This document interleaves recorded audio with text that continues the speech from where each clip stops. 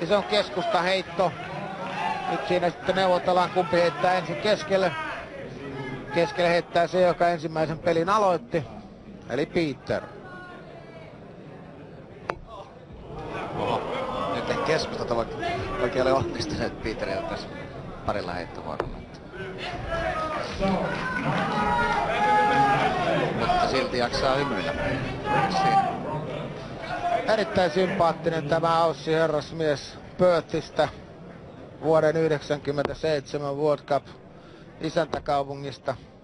Saa nyt nähdä, miten sitten finaalissa käy, kun Raymond Barneveld täräyttää heti kärkeen 140.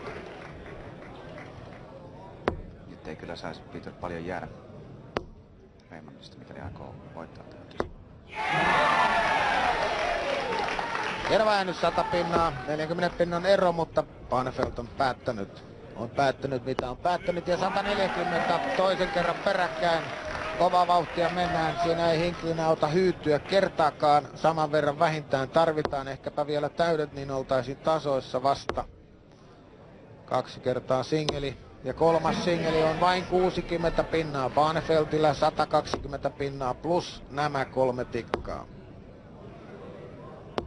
Ja 100 pinnaa lisää, eli 121 9 tikan jälkeen. Nyt tarvitaan Peter Hinkliltä todella mahtavia suorituksia. Sanoin jopa ihmeitä.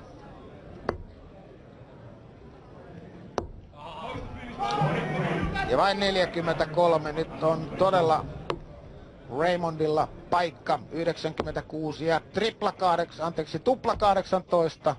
Ei vielä. Hiuksen hienosti sisäpuolelle, eli jättää tupla 9, mutta lähes 300 pinnaa Peteri perässä. Ja nyt Raymondin ehkä ensimmäinen. Ja 100 pinnaa ja tupla 9. Raymond Barneveld.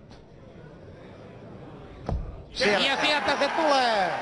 Ensimmäinen todella suuri kansainvälinen voitto, ei enää kakkossijaa, vaan nyt voitto Hollannin Raymond Barneveldillä 5-4 voitolla Australian Peter Hinkliä vastaan.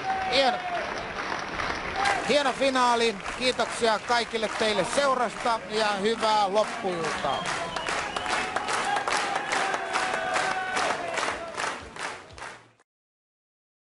Hey, what's up guys? Worldwide here.